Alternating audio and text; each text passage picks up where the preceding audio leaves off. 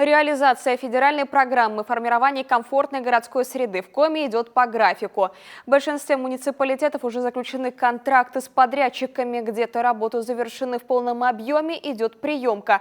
В этом году в план включены 66 дворов и 72 общественные территории в 46 муниципалитетах. Из новшеств – изменения в законодательстве. На федеральном уровне установлены новые показатели повышения среднего индекса качества среды.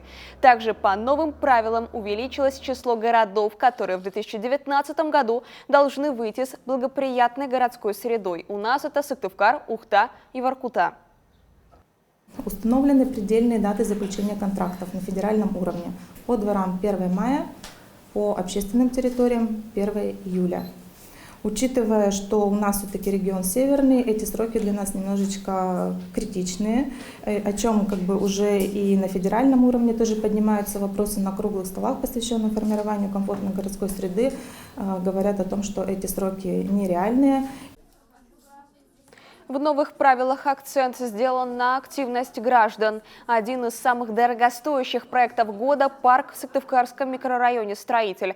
Это как раз-таки результат инициативности жителей. Они даже предложили свой проект, который администрация взяла за основу.